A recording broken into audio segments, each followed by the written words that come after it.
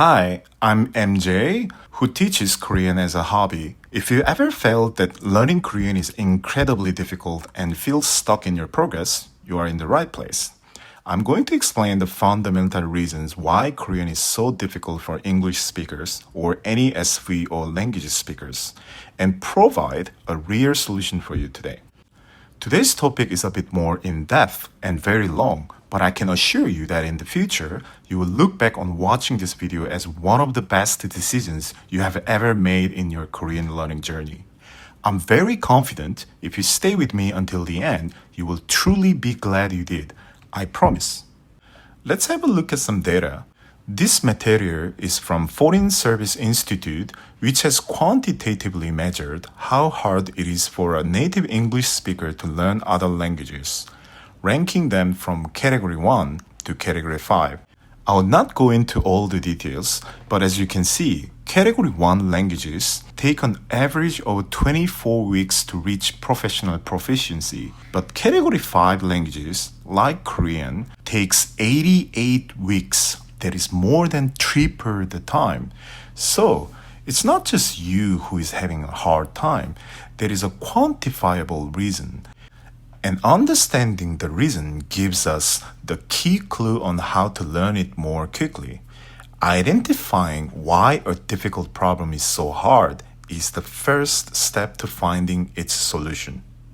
There can be so many reasons, but today I will introduce only two most essential and fundamental ones. When learning Korean, there comes a point for some learners feel stuck in their progress. Many of them can read and write Korean just fine, but speaking is much harder. Even when they do speak, it's difficult for them to sound natural like a native speaker. I can confidently say that this usually happens because they haven't fully understood these two core concepts. This is the key structural difference, often called SVO or SOV language typology. And the key difference is the thinking order. You can see the subject comes first in both languages, but after the subject, the structure of the sentence is totally different. I'm sure you have learned this already and know it well. Why am I even talking about something you already know? This isn't just about grammar. It's a fundamental difference in how we build a thought and express it through the language. Just hang in there for a second during this boring part. English speakers tend to start by stating a subject and a verb. Then, they continue adding on to it to complete the meaning. The verb is the core action or description of the sentence that is already said after the subject. On the other hand, Korean and other SOV language speakers talk about all the decorations and surrounding details first and only state the verb at the end. Let's look at an example. Starting with a simple one, in English, you'd say, I go to school. So you say, I go, and then think to yourself, okay, I'm going. What's next to say naturally? Surely, where? And then you answer, to school. In contrast, a Korean speaker says 저는, but doesn't state their action yet. They describe it first, in this case, 학교에. And only at the very end, they do finally say 갑니다. This becomes much clearer with a more complex sentence. Let's analyze the thought process of the English speaker when saying this sentence. The English speaker first states, I went. Then they think, I went. The next logical part is, where did I go? So they say, to a cafe. Okay, cafe. Then they think and answer, that had a really soft chocolate cookie. They think again, okay, cookie. What was it like? Ah, it had nuts in it. Then they remember there is never been a cookie as good as that one. So they add on again, which I never thought could be that good. I'm analyzing the thought process here, but in reality, this process happens in milliseconds. We don't even know we're thinking it because we're used to this thought process. As you can see, in this way of thinking, All complex descriptions other than simple adjectives come after the main noun. You say cookie, then, but what kind of cookie? You say went, then, but where? Now, imagine a person used to this thinking order trying to learn Korean. This is where the nightmare begins. I know that many of you are Korean learners, but I will not explain the sentence itself because it is a bit off topic. It has the same meaning as the previous English sentence, but note that it is a bit exaggerated in length to create an example. I wouldn't normally say it this long in daily conversation, but the point of this example is to show the logic behind how we think, speak, and listen in Korean. Let's try to understand how a Korean speaker translates their thoughts into words. This sentence is one big scene. Conveying a meaning to someone is like painting a large picture. A Korean speaker puts almost all descriptions at the beginning. They say the important final details last, and all the stories that modify it comes first, as you can see. They say all the descriptions that modify the cookie first and say cookie at the end. And even the action of ate is said at the very end. In fact, until you hear the final word 먹었어, you don't even know what action this person did. For an English speaker, this thought process makes speaking Korean extremely difficult. The point is, in English, except simple adjectives, all the add-on description and modifications comes behind the main character, a gift box, appears first, and then having it explain to you what's inside. But Korean is the complete opposite. After laying out all the contents of the gift box, which is all the descriptions and explanations, only then, at the very end, you show what all this was about, the gift box itself. A brain accustomed to English way of thinking gets confused because without the anchor point of a gift box, it doesn't know where to connect the following descriptions. When listening to Korean, countless descriptions come pouring out, and it can feel like you are walking in a fog until the noun or verb at the end of the sentence appears. This is the reason why Korean feels so difficult for English speakers, the core last modification structure. So now, the important part, what should we do to speak Korean well then? The answer is to acknowledge the difference in thinking order and to train your brain to fit the new system. But how? The first training method is the verb last game. This is an exercise you can do on your own. For any sentence, try to say the rest of the parts first, leaving out only the verb. First, imagine a simple situation. For example, watching a video on YouTube. Then, describe the situation without the verb. How you say it doesn't matter, but just describe the situation without the verb. For example, 저는 지금 유튜브로. But don't stop. Describe more if possible. 유익한 한국어 영상을. So, 저는 지금 유튜브로 유익한 한국어 영상을. When you speak like this, because the sentence isn't finished, the listener naturally waits for the core action that will come at the end, the verb. This is how you build a habit of postponing the sentence's conclusion. Another example, you say, 나 어제 강남에서 친구랑, and pause for a moment. At this stage, it's natural to ask yourself again, yeah, and so what? Then you add more to answer the question. 소주를 마시고. Then at this stage, you still ask yourself, yeah, and so what? 놀았어. Until you said the verb at the end, theoretically, you can add more and more stories before the verb. You can practice this. Try to add as many as possible to get used to this thought process. I would say this training is very, very important. The second training method is descriptor stacking. This is a very effective training for engraving the noun modification order. This training is very similar to the first one, but this one is for noun. First, think of a very simple noun. For example, start with a check, but don't say it yet. First, ask yourself, what kind of book? and add simple adjective in front, such as 재미있는. Next, ask, what kind of interesting book? Then add the next modifier, 도서관에서 빌린. Then ask again, what kind of interesting book that I borrowed from the library? And add another modifier, 친구가 어제 추천해준. When you think you are done describing it, finally say the core noun, 책. So it becomes 재미있는 도서관에서 빌린 친구가 어제 추천해준 책. You train yourself to stack adjective and modifiers in front of the noun. That is Korean way of thinking.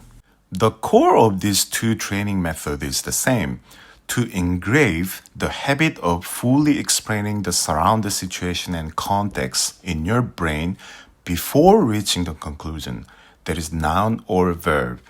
When you want to speak in Korean, most of you watching this video are probably thinking of an English sentence first, and then going through the process of changing it into Korean words or clauses one by one.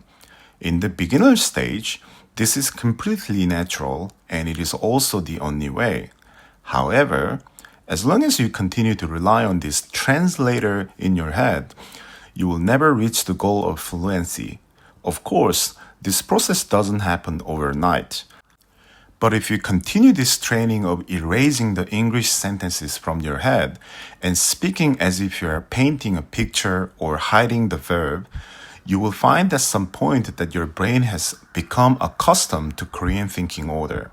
That is the sign that you are on the road to fluency. But again, this will take a lot of time and practice. Now, let's talk about the second fundamental reason why Korean is so difficult. It is the fact that Korean is high context language.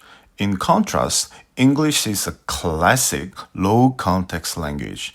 Does the word context sound a bit difficult and abstract? Let me give you an easy analog. English, a low context language, is like a legal contract. Think about a legal contract. To avoid any misunderstandings, everything must be stated clearly and specifically. Who does what, to whom, and how. Subjects and objects are almost never omitted. If you only say, am going to the store, or are watching, without the subject or the object, the sentence feels incomplete. On the other hand, a high context language, Korean, is like an inside joke between best friends. Between best friends, there is no need to explain the whole background story. It is because they already share so much information and emotion. A few words or even just a look is enough for perfect communication. Korean is exactly like this. The speaker assumes that the listener is already sharing the same context, so they boldly omit information that is considered obvious without needing to be said, like subjects, objects, and even particles. By the way, don't be worried about Korean in legal contract. Written Korean in legal documents don't really omit subjects, object, and particles. Because of the concern you're thinking of right now, not only in legal documents, in general, written Korean doesn't omit subjects, objects, and particles. This is a core key why speaking in Korean naturally is very difficult for English speakers. In other words, this is often the reason why your Korean speech sounds like written Korean or a robot speech for Koreans. Let's compare how context influences the structure of sentences. Before I explain further, pause the video and think about what you'd have said. You see the difference. In English, the subjects and objects like you, I, the book, and it form the backbone of the sentences. But in the natural Korean conversation, all of these have completely disappeared.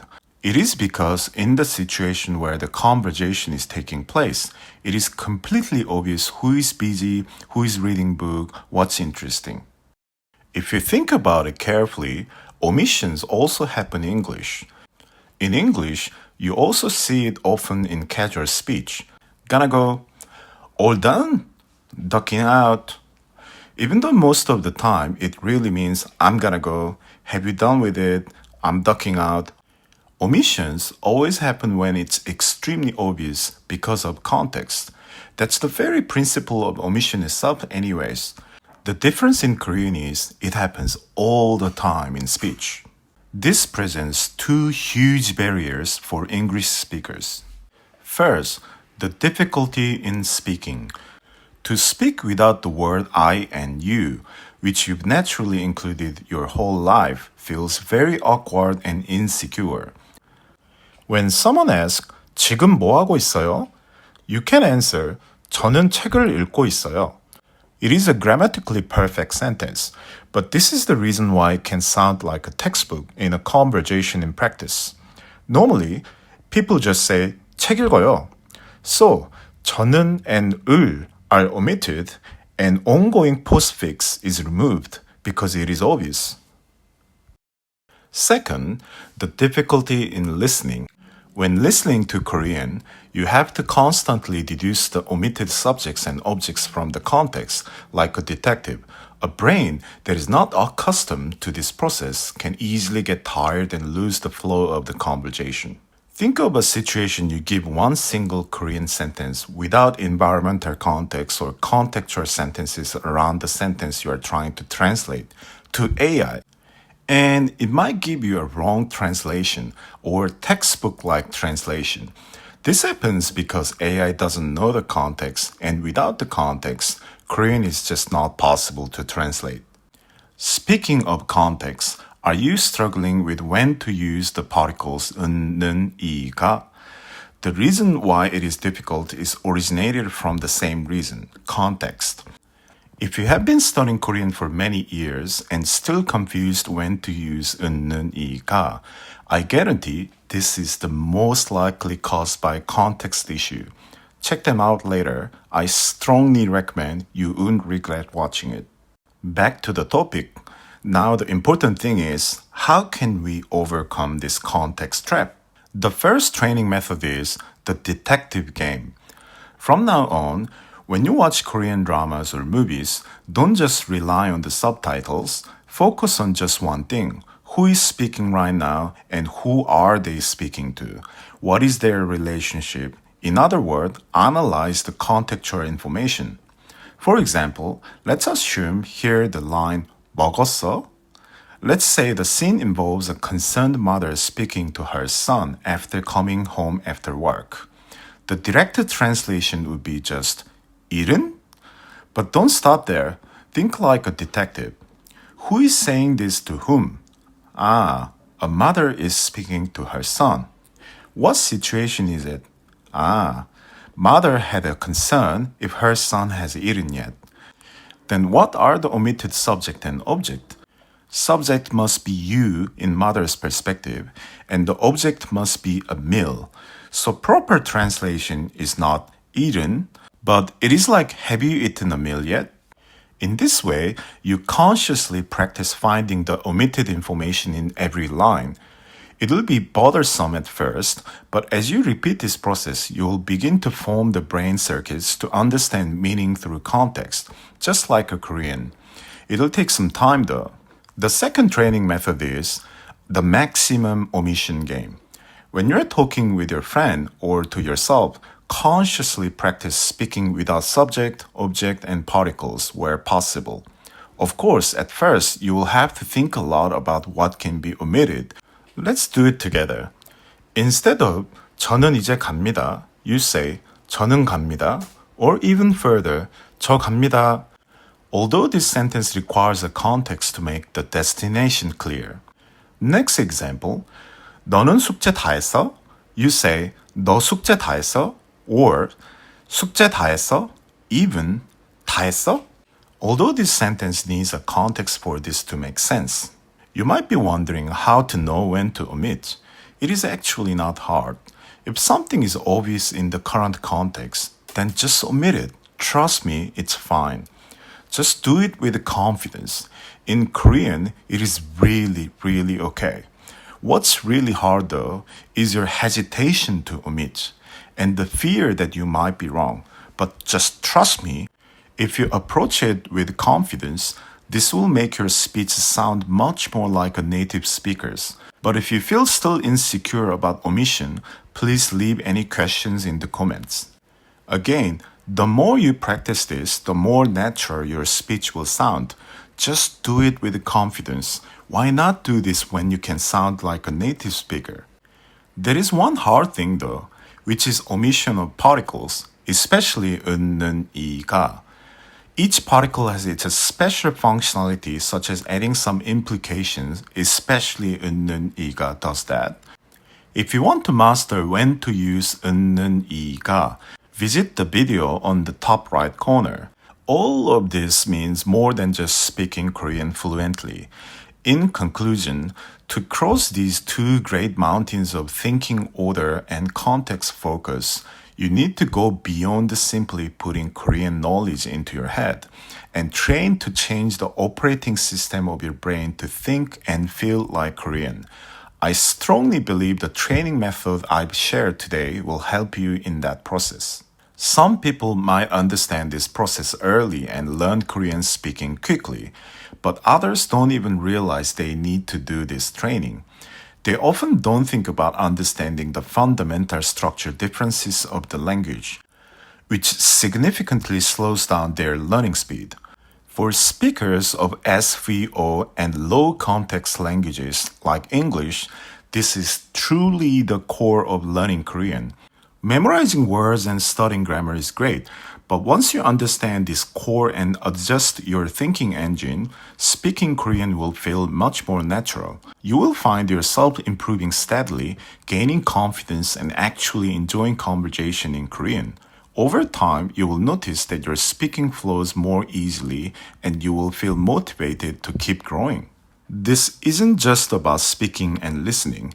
It's common that you have to convince someone when you are in sales or business. In these cases, Korean don't tend to speak directly. The Korean way is to talk around the issue and only arrive at the conclusion at the very end. Does that sound familiar?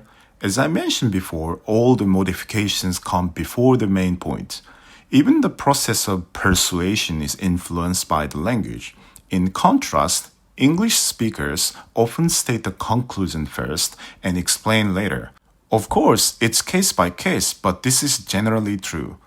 In Korean sales or business, using such a direct way of speaking can be considered rude or can offend people. What I'm trying to say is language, thoughts, culture, and history, they're all involved together. The process of how people think and act is naturally expressed through the structure of their language. If you have any questions, please leave them in the comments. And also I will leave links to the materials I referenced in the description. My name is MJ and I teach Korean as a hobby.